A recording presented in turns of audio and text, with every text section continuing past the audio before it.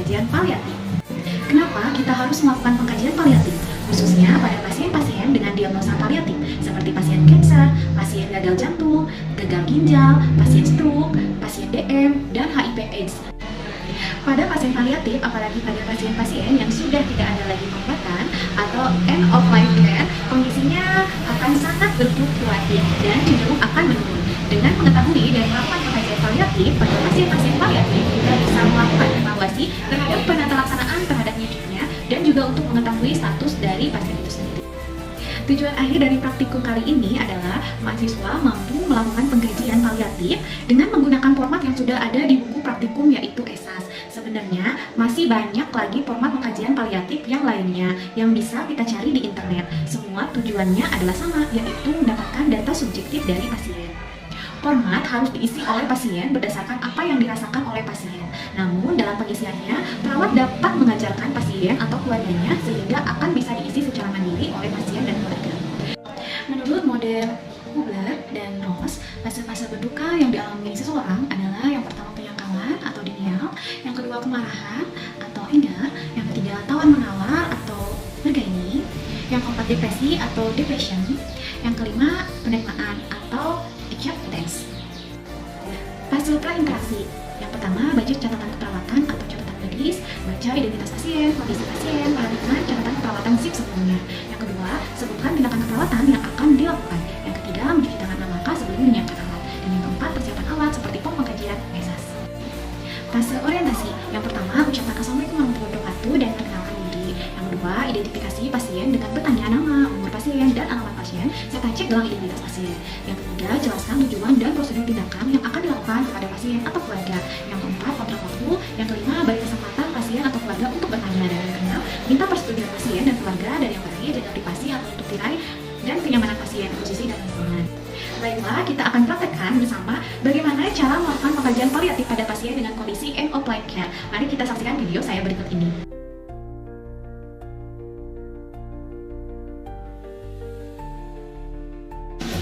Assalamualaikum. Waalaikumsalam. Bapak apa kabar hari ini? Bagus ya Pak ya. Boleh disebutkan Bapak namanya Bapak? Tidak. Anda. Usia Bapak berapa? Aku 46 tahun. Baik. Bapak alamatnya di mana? aku menjawab MP1 respon bisa lihat di Bapak izin saya lihat ukurannya Pak ya. Ya, itu Bapak Rinda dengan siapa saja dan tinggal di golongan darah. Bapak perkenalkan, saya Yuliana Anggur, saya perawat yang dinas pada pagi hari ini dari jam 7 pagi sampai nanti jam 2 ya. Alhamdulillah ya Pak, pada pagi ini saya bisa bertemu dengan Bapak. Insya Allah tujuan saya itu karena saya itu perawat Bapak ya Pak ya. Lalu saya akan melakukan semacam tanya jawab ya Pak ya, karena Bapak pada hari ini dirawat hari pertama ya Pak ya. Baik Pak, kita akan berdiskusi, berbincang-bincang mengenai apa yang Bapak rasakan saat ini dan apa yang Bapak lakukan sebelum masuk ke rumah sakit ini. Apakah Bapak bersedia? Sedia ya Pak ya. Untuk waktunya bagaimana? Kalau 10 menit? Boleh. Boleh ya Pak. Baik Pak, ada beberapa hal yang akan saya tanyakan pada Bapak. Nah, ini ada formulirnya ya Pak ya. Bapak bisa isi formulir tersebut mengenai beberapa pertanyaan yang akan saya tanyakan. Tentunya formulir ini bisa diisi oleh Bapak atau keluarga. Tapi untuk pertama kali ini saya akan bantu mengisinya karena kan belum diajarkan ya Pak ya.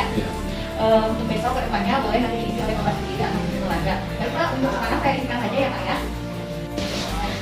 Bapak, karena ini harus diisi setiap hari sehingga kami dapat mengetahui bagaimana kondisi terapi Bapak dan apakah ada perbaikan terhadap terapi yang sudah diberikan.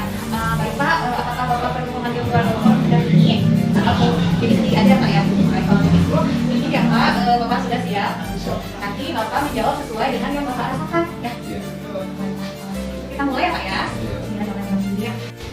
Baik Bapak, apa yang Bapak rasakan saat ini yang paling membuat Bapak tidak nyaman? Sesak napas ya Pak? Iya. Sama sakit. Sakitnya di sebelah mana Bapak? Sakitnya di dada?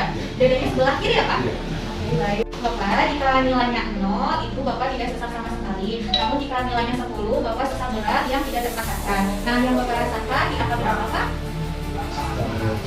7 ya Pak? Berarti sesak berat ya Pak? Baik. Berarti ini keluhan utama Bapak ya. Bapak, ada keluhan lain yang sangat mengganggu selain sesak Pak? sakitnya dada. Sakit bagian dada di sebelah mana Pak? Di sebelah kiri. Bapak kalau misalnya di angka 0 tidak sakit, kemudian di angka 10 sakit atau jadi hebat, nah Bapak di angka berapa? Kita Di angka 7 ya Pak, berarti sakit yang sampai tidak tertahan ya Pak ya? Baik. Oke Pak, kita setelah tentang tadi rasa nyeri ya Pak ya. Apakah Bapak ada perasaan lelah? Jika misalnya 0 maka tidak lelah, kalau 10 perasaan sangat lelah terhadap kondisi Bapak saat ini. Nah, di rentang angka berapa Pak? 8 ya. Baik, kita lingkari ya Pak. Jadi nanti setiap keluhan yang Bapak rasakan nanti dilingkari di angka gitu. Kita lingkari ya Pak ya. Lelah jadi ya Pak ya. Baik Pak, selanjutnya apakah Bapak merasa mual sampai muntah? Nah, jika hasilnya 0 itu artinya tidak mual, kemudian jika angkanya 10 itu mual sampai muntah. Nah, Bapak apakah ada mual? tidak buang. Mual ya Pak. Nah, kalau di rentang 0 sampai 10 Bapak di angka berapa?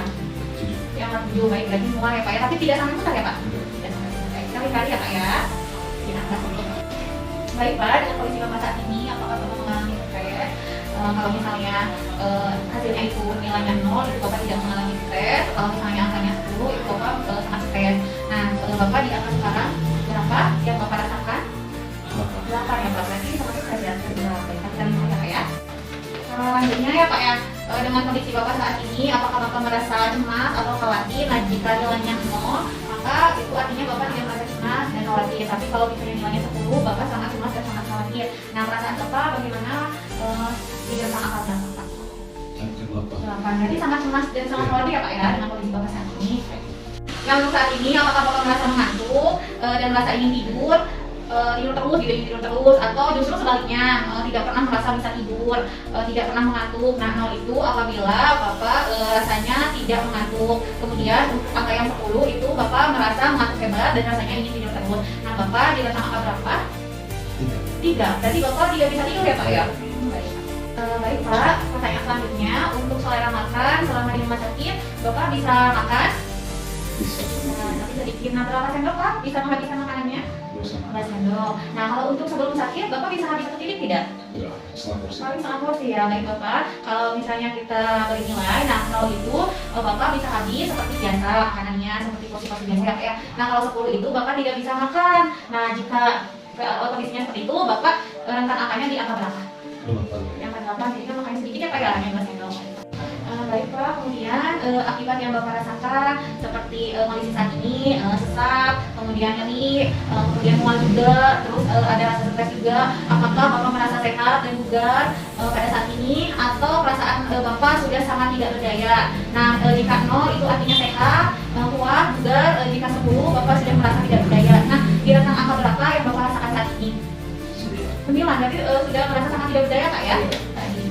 Bapak, dari sekian pertanyaan saya tadi, apakah masih ada masalah lain yang mungkin Bapak alami di luar masalah kesehatan? Boleh Bapak bisa ceritakan apakah yang mengganggu pikiran Bapak sehingga Bapak sampai saat ini belum tenang, belum nyaman, ada masalah lain mungkin Bapak belum punya BPJS. Ini masih dalam proses ya Pak ya.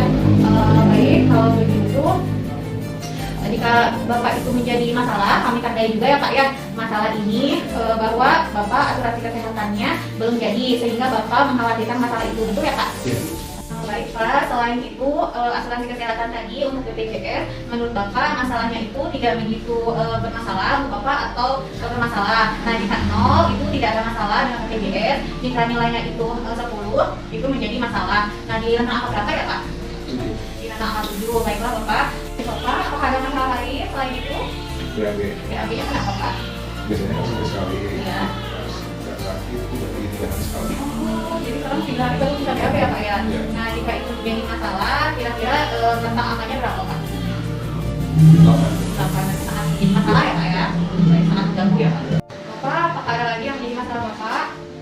Oke Pak ya, baik Bapak, alhamdulillah kita sudah bisa mengetahui kondisi Bapak, apa yang dirasakan oleh Bapak, karena ini memang kondisinya sudah sangat lemah ya Bapak. Iya. Jadi kalau boleh kita lihat di sini angkanya sebagian besar adalah dari poin 1, 2, 3, 4, 5, 6, 7, 8, 9, dan 10. Dari 10 item yang kita tanyakan rata-rata jawaban Bapak di angka 7, 8, bahkan ada yang 9 ya, kecuali untuk masalah mengantuk. Jadi artinya memang banyak sekali masalah kesehatan yang akan kami coba selesaikan bersama tim kesehatan di sini untuk mengatasi beberapa masalah yang memang masih dirasakan berat oleh Bapak. Gitu ya Pak? Iya. Baik, ini harus diisi oleh pasien, namun bisa dibantu oleh perawat atau keluarga Bapak. Besok sekitar jam 10 seperti saat ini, saya akan memberikan lagi formulir ini yang mengisi nanti Bapak atau keluarga. Begitu ya Pak? Iya. Baik, sebelum saya akhiri, kalau ini data-datanya akan kami evaluasi setiap hari sebagai bukti dari keberhasilan terapi, keberhasilan pengobatan, ya, dan juga asuransi perawatan yang kami berikan. Baik Pak, apakah ada pertanyaan? Cukup ya Pak ya, saya kira sudah cukup dengan tadi yang saya tanyakan. Baik, kita akan melaksanakan kegiatan perawatan dengan dokter dan juga tenaga medis yang lain yang tujuannya untuk mengurangi keluhan yang dirasakan oleh Bapak. Gitu ya Pak? Iya. Ada yang ditanyakan lagi Pak sebelum saya pamit? Cukup ya Pak. Baik, sebelum saya pamit, mari kita berdoa untuk kesembuhan Bapak. Kita berdoa ya Pak ya. Semoga Bapak diberi kesembuhan dan keluarga diberikan kesabaran ya Pak. Baik Pak, 2 jam lagi saya akan kembali untuk memberikan pengobatan dan memeriksakan tanda-tanda ginjal vital Bapak. Pak, saya permisi dulu ya Pak ya, saya pamit. Assalamualaikum. Waalaikumsalam.